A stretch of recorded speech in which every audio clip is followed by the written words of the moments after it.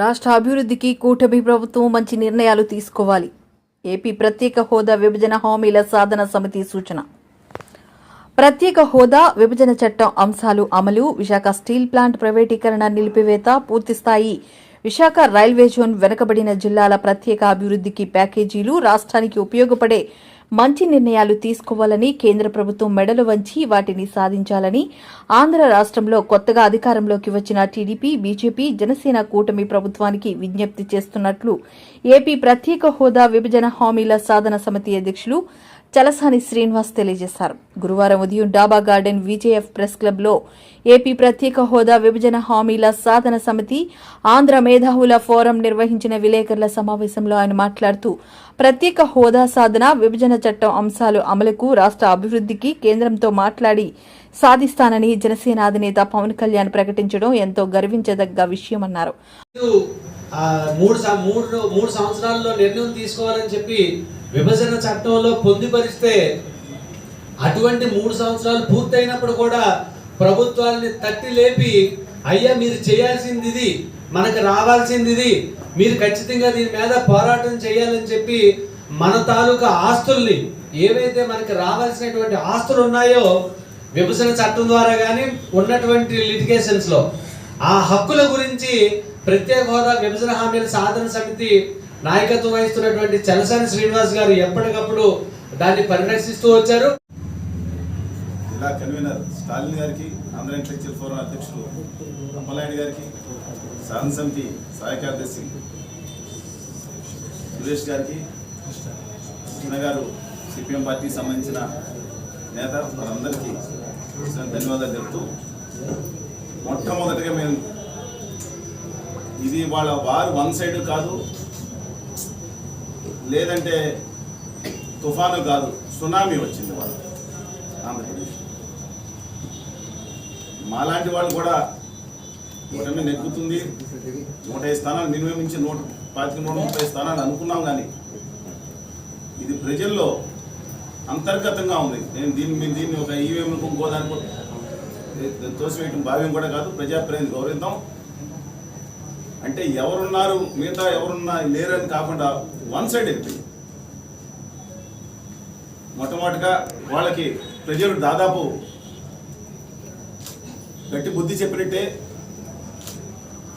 ఇంకొక 30 స్థానాలు తగ్గితే నితిన్ గడ్కరీ గారు, రాజ్నాథ్ సింగ్ గారు అయితే ఆంధ్రప్రదేశ్ రాష్ట్రానికి మంచి జరిగేది అనుకుంటున్నాం. ప్రజలు కూడా మంచి పని చేశారు.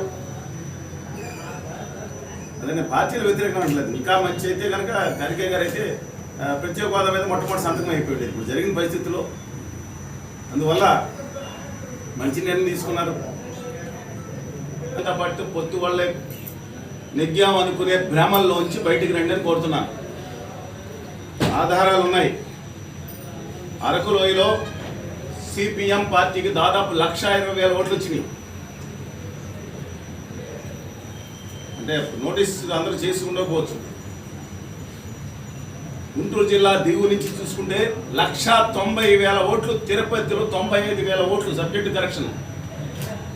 తెలుగుదేశం పార్టీ కూటమి 7 సీట్లు నెగ్గితే 1,90,000 ఓట్లు పైన వచ్చినాయి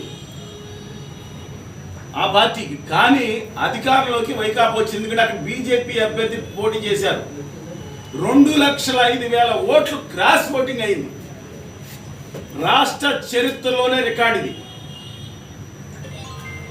ఒక కూటమి అభ్యర్థి రాష్ట్ర చరిత్రలోనే రికార్డు ఇది. బాబు గారికి దయచేసి వారి అన్నదాన్ని ఒకసారి గుర్తు చేస్తున్నాను. వాజ్పేయి లడ్డూలు ఏదైతే అన్నారు, ఉత్తర భారతీయ అహంకారం నశించాలన్నారు. రాష్ట్ర ప్రగతి కోసం ఆయన చిత్తశుద్ధి ఉందని ఖచ్చితంగా భావించే వాళ్ళు ఒకరిని, అది అభినందన తెలుపుతూ, ఇప్పుడు సమయం వచ్చిందండి. వీఆర్ నాకు ఎవరి వెస్టింటీ అని మీరు అన్నారు. ఎవరి వెస్టింట్లో ఆల్రెడీ నేను ఉన్నారు. మీరు రైట్ పాయింట్ ఇది. ఇంకో 15 స్థానం తగ్గితే బాగుంది. నిన్న మొత్తం అన్ని పత్రికలు వచ్చినాయి. నిన్న ఆ పార్టీ యొక్క ముఖ్య నేత కూడా నాతో మాట్లాడుతూ బహిరంగానే టీవీల్లో ఖచ్చితంగా ఇది అఖిలపక్షం ఏమని, ప్రత్యేక హోదా మీద, విభజన హామీలు అన్నిటి కోసం పోరాడతాం, హోదా దాంట్లో భాగం మాత్రమే చెప్పినందుకు జనసేన పార్టీకి అభినందన తెలియజేస్తా ఉన్నాను. ఒక ఏదో లులుమాల వచ్చేస్తే వచ్చిందని కాదండి. అదేముంది, ఒక షాపింగ్ ఇది అద్భుతమైన కూడా మిగతా తీసుకొచ్చే అవకాశం ఉంది. అవకాశాన్ని వాడుకోండి. ఇన్సెంటివ్స్ రావాలి. ఈశాన్య రాష్ట్రాలకు 27 వరకు ఇన్సెంటివ్స్ వస్తున్నాయి. ప్రత్యేక హోదాలు వచ్చి ఇన్సెంటివ్స్ వస్తున్నాయి.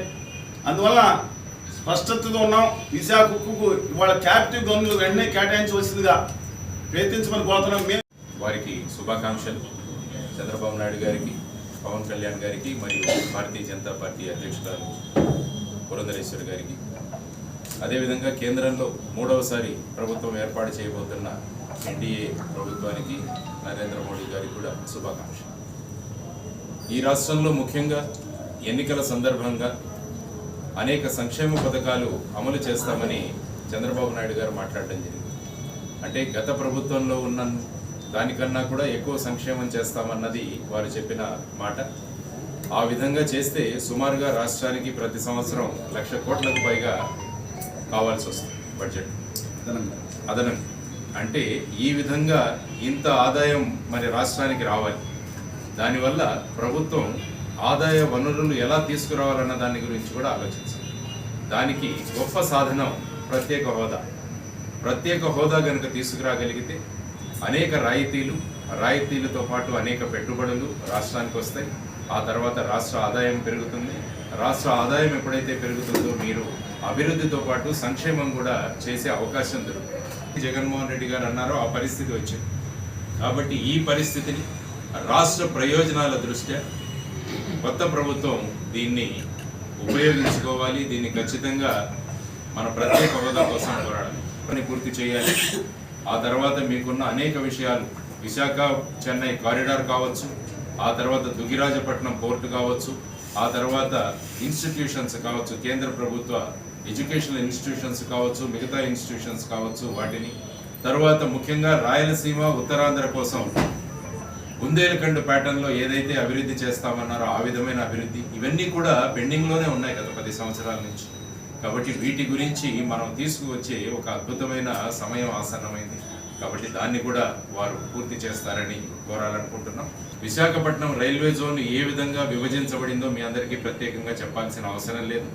అందువల్ల విశాఖపట్నం రైల్వే జోన్ని దేశంలో ఎక్కడా లేని విధంగా విభజించిన పరిస్థితి ఉంది. కాబట్టి దీన్ని మళ్ళా మార్చి ఏ విధంగా రాష్ట్రంలో ఇతర రైల్వే జోన్లు ఏర్పాటు చేశారో ఆ విధంగానే విశాఖపట్నం రైల్వే జోన్ కూడా ఏర్పాటు చేయాలి అని ఈ సందర్భంగా విశాఖపట్నం పరిస్థితి చాలా అధ్వానంగా ఉంది. విశాఖపట్నం స్టీల్, వైజాగ్ స్టీల్ పరిస్థితి.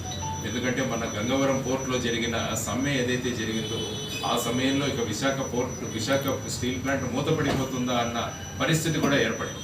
కాబట్టి ఇటువంటి పరిస్థితులలో ఎప్పటి నుంచో మనం కోరుతున్న, ఇంతకుముందు చలసాని శ్రీనివాస్ గారు చెప్పినట్టు క్యాప్టివ్ మైన్స్ ఏవైతే గనుల కేటాయింపు చేయడం, లేకుంటే విశాఖపట్నం స్టీల్ ప్లాంట్ని సెయిల్లో విలీనం చేయడం, ఇలాంటి అనేకమైన పరిష్కారాలు ఉన్నాయి.